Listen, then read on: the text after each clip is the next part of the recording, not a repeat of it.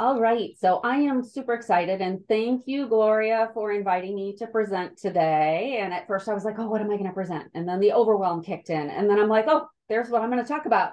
I'm going to talk about overwhelm because I think it's something we can all relate to, especially as women, because we're often juggling the home and our business and all the stuff.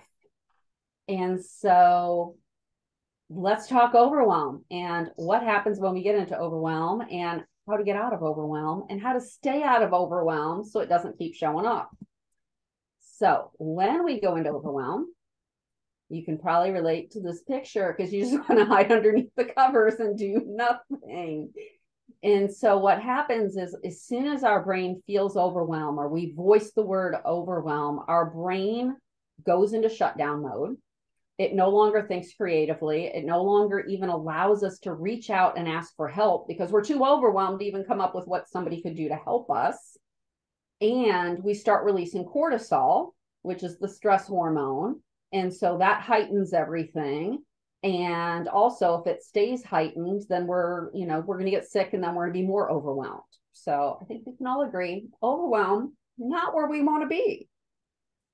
So 3 things that cause us to feel overwhelmed. The first one is that we're running on empty. We're not taking time to recharge, relax, restore. And it was perfect that that was our word of the day today as part of our meeting.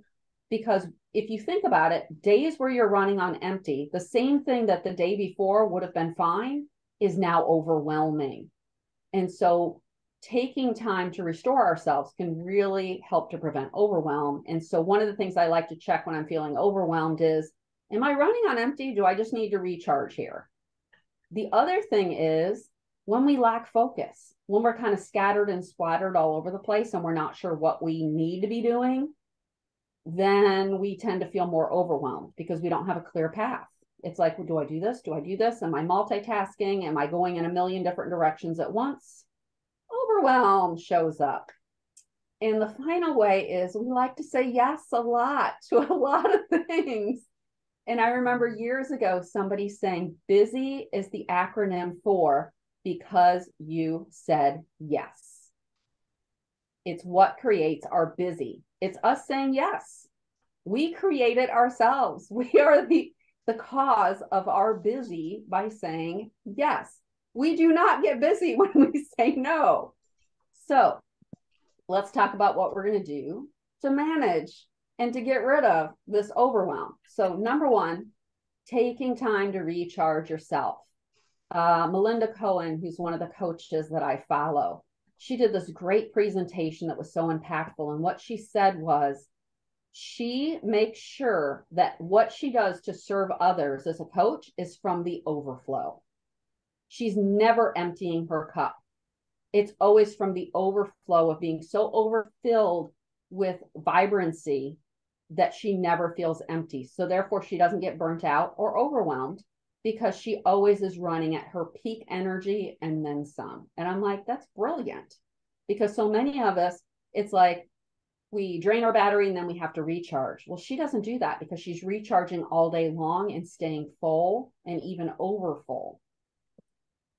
The other piece of this is having a filter, because guess what? We cannot do it all. And when we try to do it all, we will just be overwhelmed. And then we're not effective. We're not in flow. We're not productive. We're not really achieving our goals. We're just busy.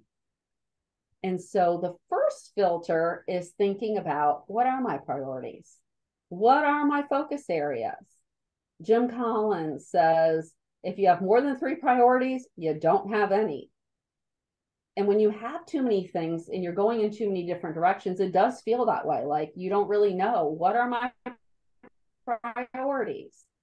And, I always love Stephen Covey with the big rocks first. Those priorities are your big rocks. And if you do not take time to ensure that those get focused on, and for me, one of my big rocks is my self-care, because I know when I don't do it, nothing else is fitting in my jar because I'm not going to have the capacity to handle it. And so knowing what those big rocks are, what the big priorities are, will help us ensure that we're fitting in the most important things. Now, yes, you can fit in the sand and the pebbles and all these things, but I want to challenge that belief that we don't even have to add all that stuff. Because the reality is, if we look to the Pareto principle, which states roughly 80% of consequences come from 20% of causes, that also means 20% of what you're doing gives you 80% of the results.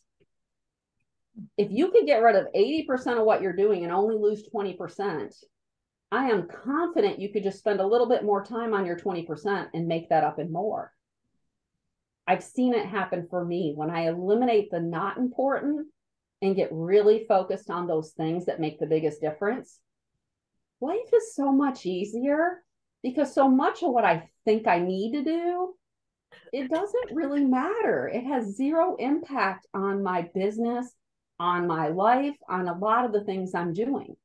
I'm just doing it because I said yes to something, or I feel like I should be doing it because it's what I'm supposed to do. And yet it doesn't make a difference. So how do we figure out the 80%? Well, first of all, we got to get it out of our head, because if we're carrying our to-do list around in our head, our brain is a horrible container for that. And it actually just robs us of more energy, which means we need more self-care then. So getting it out on paper, brain dump, is whenever I start to even feel a little bit of overwhelm, it's time to get out my paper and do my brain dump. Or if you're digital, get out your computer, dump your brain. And then once it's all dumped out, don't stay in the overwhelm of, oh my gosh, now I feel more overwhelmed because I see my big list. Take the list and start asking some questions. Questions like, is this even a must do? I have to do this. Is there a consequence to me not doing this? You know, other than maybe doing your taxes and doing deliverables for clients, there's not a lot of must do's in the world. There's a lot of things that if you just quit doing it, it wouldn't make any difference. Does it drain your energy? Because if it's draining your energy, you may not want to do it. You may want to either dump it, delegate it, or create some sort of boundary around it. For me, that was doing things in the evenings and doing things on the weekends. It was draining my energy. And I had to just say, I'm not doing it anymore. That might be a great conversation, a great meeting, but I'm not going to do it anymore because it drains me and it really wasn't bringing me great results. Is it busy work? Is it one of those because you said yes? Find a way to dump it or eliminate it. Quit doing it because it's just filling up your schedule. It's part of your 80%. Now, the things you want to keep, if it's creating high impact, if it's generating high revenue, those are the things you want to enhance. Those are in your 20%. So you want to give them more love, more attention, more focus. And also those things that really fill you up and energize you. You know, Sherry doing her walk every day energizes her. She wants to keep that and enhance that in her schedule because it's one of the things that brings her more energy in order to do the other things. If teaching people energizes you, then do more teaching, do more speaking. And so it's really about looking at what things have the biggest impact and keeping those and start filtering everything off your list otherwise. It's not essential. And when you do that, guess what? You get more time. So think about what would you do if you had 80% more time in your schedule because you eliminated what wasn't necessary. I get my best ideas when I'm not sitting in front of my computer, when I'm out doing something else. It's really in that 80% of extra time that I come up with the best things that fuel my 20%. So giving yourself white space is a good thing. Now, do not say yes to more things because you have more time. Ask yourself, is this my key focus? Do I need this right now? Does this support my 20%? Is this in alignment with me taking care of myself and my boundaries? And if I say yes to this, what will I need to say no to instead? So that you're starting to maintain that spaciousness of your schedule and not filling it up and having this plate that's overly full that's keeping you overwhelmed. And so if you like this, I do a Teach Me Tuesday every Tuesday on my Facebook page for Know You to Grow You, on my LinkedIn page under Vicki Ibaugh. And I have a new guide out on my website that's about getting out of hobby mode, which overwhelm is one of those things that keep us in hobby mode, and moving into being a confident entrepreneurial owner, being the CEO of your business. And so you can go grab that for free.